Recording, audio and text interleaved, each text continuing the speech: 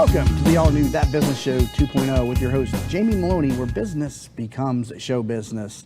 Today, we're talking about real estate investing with my guest, Whitney Nicely. She is a real estate rock star based in Tennessee, and she's going to help us learn how to buy houses, starting with no money out of her own pocket. Now she's built up an impressive portfolio of real estate investments in her town. So, Whitney, welcome to the program today. Hey, thanks for having me. So first off, tell us about your background. You started with no money investing in real estate. How is that possible? Well, I am an entrepreneur, like in my bloodline. My great-grandfather started a company. My mom has 7 companies. Like, we just do business. But the way they were buying houses was kind of the old and slow way, where they get a whole bunch of money, go buy something, and then just hope and pray that they could rent it and that eventually they'd get their money back. And I needed something different than that. So you wanted something structured. You wanted to see the numbers make sense on paper, I guess, right? I really did. I wanted a plan because they were just throwing spaghetti on the wall and hoping something would stick. Right. I know that mindset. And lots of people invest like that, but I needed more. I needed like some facts. I needed some formulas. I needed a plan. So I started learning. I got a real estate license, and in real estate school, they don't really teach you anything except how to pass the exam. Right. Or maybe people don't know that. They teach you a lot of law that you're never going to use. I'm well aware of myself. Yeah. Yes. So I didn't learn what I wanted to. So I started going to boot camps and seminars, and some of them were just really cheesy, but then I went to one and I was like blown away. I felt like those people were speaking a different language, and I just had to know more. And I have like an addictive personality. Like when I find something I really like, I go full-fledged, full steam ahead. Like everybody's annoyed because I got a new thing going on. Right. And that's how I really went with lease options. And that's what I do. I'm not a wholesaler. I do lease options. I do sandwich lease options. You have that personality that I call, it's similar to mine. I call it the all or nothing personality. It's if I'm going to do something, I'm going to do it to the nines. But if not, I'm not going to do it at all. So that's absolutely that's how my mind works too. And I could give many examples in my own life, but we're going to focus on you today. Lease options. Then, what was it that attracted you to lease options? So on my very first deal with lease options, I found a couple. They were selling a house. They wanted to sell it because their daughter had come back home unexpectedly and she was pregnant. And the house they had was their retirement home and it wasn't big enough. So they really needed to move quickly. They were under like a time crunch, and they weren't behind on payments. They weren't desperate. The house was in perfect shape, and I could help them by taking over their payments. And they didn't have to worry about this house anymore. They could go on and do whatever it was they needed to do. And I have really found that kind of strategy and helping people who want to be helped really works with me. Okay, so your real estate investing model then relies mostly on off-market deals. Then you're not coming into the MLS and buying a deal, looking to fix and flip. You're using off-market seller financing type of strategies. Am I correct? Yes. Okay. So explain this a little bit more then. Does the person first off need to own the home outright before they're a candidate for you to help them out? Can they be upside down on a property and can you help them out? Tell me some different ways you can help property owners. The thing that I really like about lease options, they're kind of like Band-Aids. They go on any kind of situation, whether it is free and clear and completely paid off, whether it is over leveraged, or whether they're fine on their payments. One thing that I will not do is if you're behind on payments, like more than 3 or 4 or 5 months, I'm not going to deal with you. I don't like the F word. We're not going to talk about foreclosures here because when the banks get that far into it, they want their money. Right. And my whole thing is no money. So I literally make money when I buy houses. So like this house, I bought it, and a month later, people were giving me a check for $3,000 and moving into the house. And 2 months later, they were cashing me out. I got another check for $13,000, $12,000. Okay, so you're putting them in under a lease with the option to buy. That's what lease option means. How much due diligence are you doing them on the front end to see if they could potentially buy 6 months to 12 months down the road? Is that part of your due diligence, checking credit, checking their financials to see if they are a candidate to purchase instead of just leasing it to them for year after year? Well, with the sellers, I really do a lot of due diligence to make sure that there's a gap there. My goal is to make money two out of three different ways. It's not always all about the purchase price. Okay. So even if I pay more, I'm not going to put any money down, and I'm going to be able to get paid per month. So I try to negotiate on the purchase price, the down payment, and the monthly payments. Okay. So I do my due diligence with the sellers first, but then with the buyers, absolutely. I have a credit check. I use a company called Screen the Tenant in Pennsylvania, and they do all that stuff because I don't want to have people's social security numbers. Like, I don't want to keep track of that. So they do a credit investigation. They do a past landlord inspection. They do a debt to income. They do a job history. They do a criminal history. They check off like I know everything but these people's underwear color by the time they move into my house. What was that resource that you said screen? Is that screenthetenant.com? Is that the website? Screenthetenant.com, I believe, yes. And they have a sister company that does credit repair. Okay, so that's a resource I wasn't familiar with. Screenthetenant.com. We'll also mention that in the show notes as a resource for this particular show. So how many properties have you got under your belt now in your portfolio as of today? I have 19 houses and 19 apartment units and then like 7 chunks of land. Wow, incredible. So why the land if you're in lease option? Well, I started with land because when I said I'm going to do something, I also want to do kind of a trial and error thing. Okay. And so I bought a piece of land for $1,500 just to kind of try it out. It was at absolute auction. I had $1,500. I figured, if I buy land with $1,500, that'll be fine. Right. Well, it turned out that I owned more than I thought I was buying. I ended up owning the driveway that went to my neighbor's backyard. Okay. And he was driving on that driveway. And the piece that I bought was a half acre, and it's industrial land. So it's like at the top of the totem pole in real estate, right?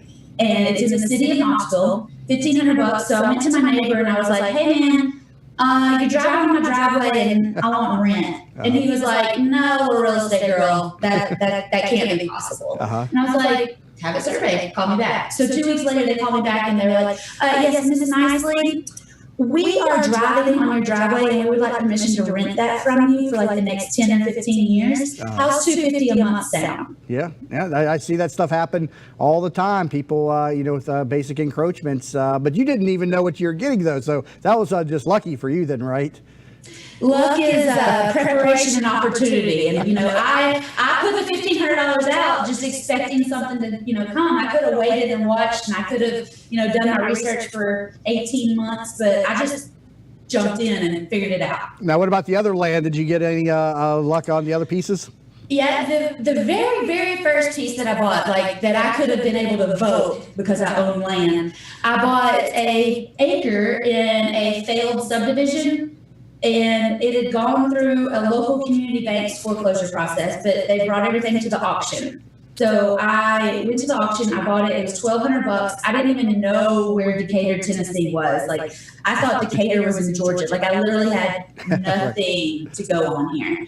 But I bought it for $1,200 and I didn't have my checkbook with me, but it was an auction company that I was, hanging out at a lot. And they were like, it's okay, just bring it back on Monday. So I brought $1,200 back on Monday, and they were like, you bring that to closing. We don't even need all that money now. I mean, I was clueless. I didn't know how it worked.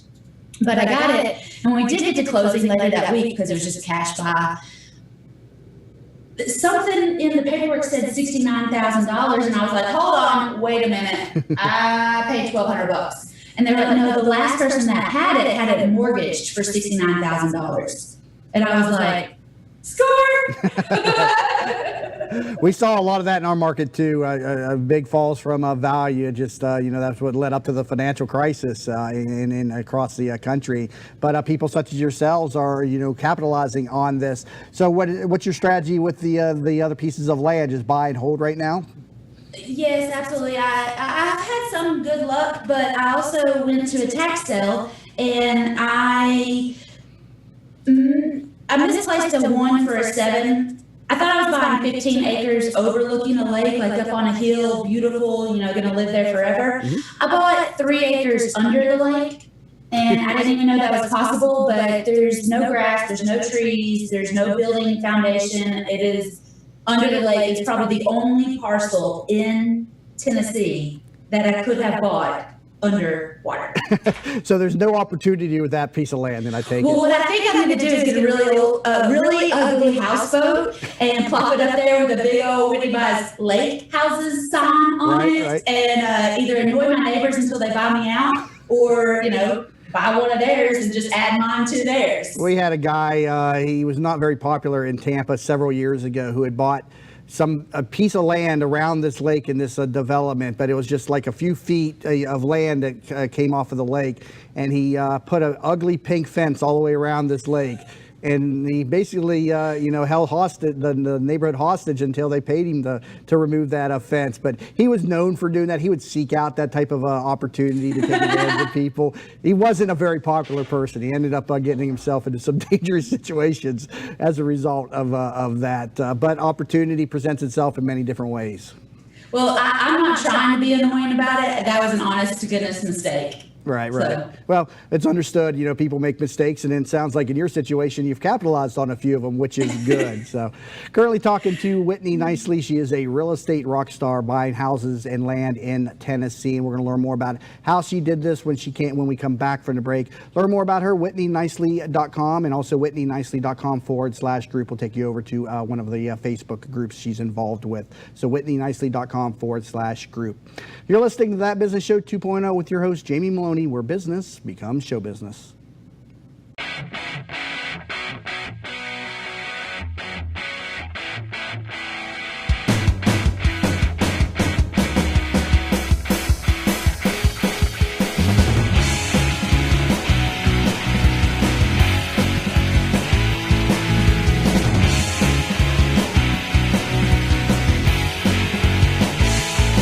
We're back to That Business Show 2.0 with your host, Jamie Maloney, where business becomes a show business. Today we're talking about real estate investing with Whitney Nicely. She is the real estate rock star and owner of Whitney Buys Houses, and she says you can too. Learn more, WhitneyNicely.com. So Whitney, apartments, you're involved in that too. That seems like to be a big scary thing, multiple units. How do you get involved with this? Well, I like little apartments. We've got a triplex, we've got a 5-unit, and then we got one parcel with 11 units on it, which breaks down to a 4, a 6, and a house. So I don't have, 200 units, and I do have a property manager for my 16 units, but I manage my triplex myself because it's just a text message. Now, where do you get the funding for these units? Are you in a position that you pay cash for all your properties? Do you leverage them? Do you have money sources? How do you finance the units? So I bought all of these right about the same time in 2015, and what we did is I had a house that I got under lease option, and then I used all my option fees that were coming in to pay off the mortgage on this house faster than normal. So I had a house free and clear, very nice house free and clear, and I took a HELOC, a home equity line of credit, out against the house and used that money to put down on my apartments. So I was still no money out of pocket, and I did get regular bank financing on the apartments, but it was no money out of pocket because we just took the money out of the HELOC and used it. And today you own 30 different pieces of land, starting with no money down, am I correct? Yes. And Or very little money. I mean, $1,200 for a piece of land. That's essentially considered no money in real estate. I mean, you think if you need 20% down, 10% down to buy a typical house, people don't think of $1,200 as being enough to get you in the game in real estate. I myself know I'm a real estate agent down here in Tampa, so plenty of real estate myself. Not so much in the investing game, done a little bit of that, but my specialty has always been in sales, and I'm always enamored by the people who do so well in investing, because you're the ones making the money. Us real estate agents, we're making tips, as some people say. You're making the real money, we're getting tips. So, but yeah, it's a mindset. My problem with real estate investing is I'm not conservative enough. I'm eager to overpay because I want to give people what they want, and so that's why I'm weak in real estate, because you can't be that type of person. How do you handle negotiations? Well, I'm not a retail buyer. I'm not interested in being a retail buyer, and I'm very open and honest with my sellers about that, and I think they respect it. And the way I do these options, I'm more focused on getting something with monthly cash flow than the purchase price. The purchase price is not the end all be all. It's not all about buying low and selling high, especially when we talk about these options. There's 3 different ways to make money on this thing. And, I can pay what it's worth if I've got, 10 or 15 years to pay it off, because over time, that's going to be nothing. So I My negotiation strategy is to stay quiet. Right? Just stay quiet and just let them talk themselves into your deal. They will do it. I joke about that often too when I'm handling a negotiation. The less you say, the more opportunity comes your way, because you will find out that people that talk will talk themselves into deals sometimes. It's kind of funny how that works. I joke about that often. Now, you've done all this. You've done all of this while being a family woman, kids, husband. So this type of lifestyle affords you, a way to stay close with your family. Tell me a little bit about your personal life.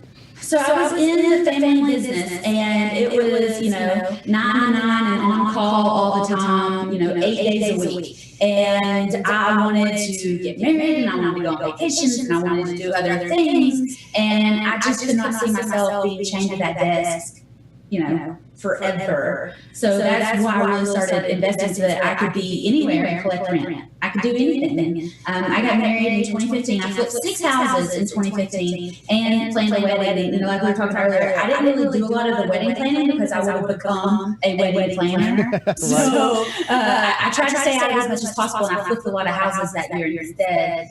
But my husband has 2 kids, so we get to, last week we went to, or 3 weeks ago, we went to Gulf Shores for a baseball tournament, and then 4th of July was the next middle of the week, and we were like, well, why go home before then? So we stayed another week just because we could. And then this week we've been in Tennessee just because we can.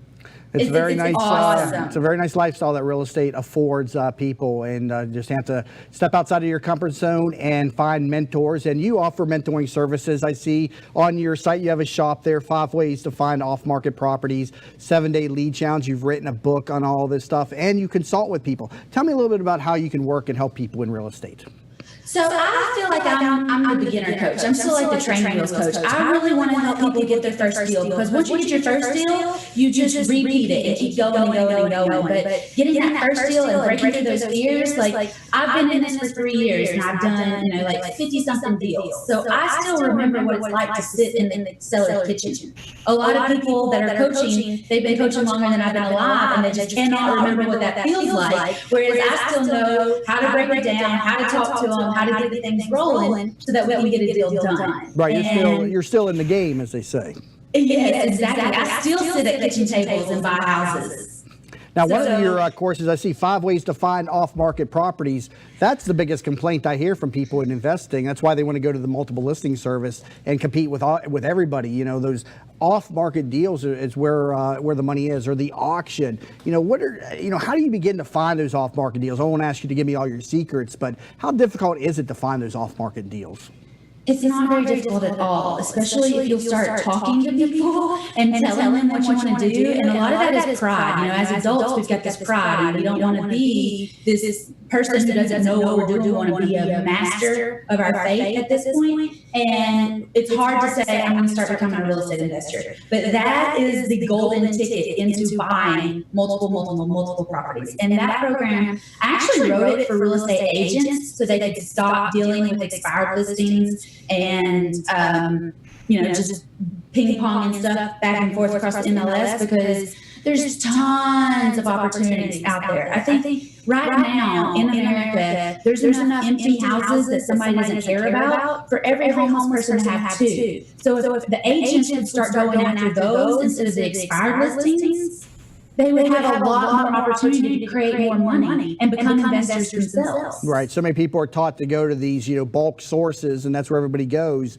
And you want to find those paths that are less traveled to find those opportunities. And that's what those 5 ways are all about. In my program, in my group course thing, I think I teach maybe 7, 8, 15 ways to find different properties, but I got the top 5 there in that program that you're looking at. And so this all started with no formal education. You went to a boot camp, and there's plenty of boot camps out there in real estate and a variety of topics out there. But all this launched from a course that you went and took, correct? Yes. And I hired a mentor. I've gone to the big ballroom cattle calls and paid, $20,000 and got a mentor and did some stuff. But, what I did is I took action. And I paid for my mentor almost with my first deal, definitely by my second deal. And so then I had 4 months of mentoring that we just burned through, 10 deals. So where is your business going? What is your goal for your portfolio? Do you ever want to step into larger apartment buildings and commercial type of real estate? I'm not sure. You know what really excites me these days is note buying. And I think I could get into that because that's just another layer of a challenge. And since I'm already in the kind of weird world of real estate, I think it's another, step forward. And I already know because I love East Tennessee and I just want to buy everything here. So knowing landlords here and being able to say, I am a landlord, let's talk about this note, let's do this, let's do that. I think that's where I'm going next instead of the houses. Note buying where you become the bank, you take over the servicing rights of the mortgage on the property. Several years ago, I'm a member of the National REO Brokers Association. Our president rolled out a portal which became a database of notes. I don't know to what degree that is still out there to develop, but yeah, there's not really a core place to find those notes other than just talking to your local financial representatives. And I'm good at talking to people and finding out what's going on. And I think the thing about notes that I like is as the boomers start booming on off to the next life, that's going to leave a lot of people who don't have a clue about real estate. And that's really why I got started, is so that I would be in position to buy my friends' inheritance because they're not going to have a clue how to do it. And I feel like notes goes along with that also. They can keep the house. They just didn't need the money. It does. It's definitely an opportunity in real estate, something I believe will grow and explode in the future, but something a lot of real estate investors dabble in. I know some that do it well, but it's not a huge marketplace out there because there is no central place that the general marketplace can swarm on and learn how to do that. So definitely an opportunity for people out there to learn about note investing. Definitely an opportunity. So Whitney Nicely, real estate rock star, thank you so much for being with me on the program today. Thanks for having me, Jamie. Absolutely. And learn more about her, WhitneyNicely.com, and take advantage of her Facebook group, WhitneyNicely.com/group. New episodes each weekday morning, 9 a.m., thatbusinessnetwork.com, and find us on iTunes and on YouTube. And please subscribe and leave a review. It helps the show grow and helps it get noticed by more and more people on the web. So again, you've been listening to That Business Show 2.0. I'm Jamie Maloney, where business becomes show business.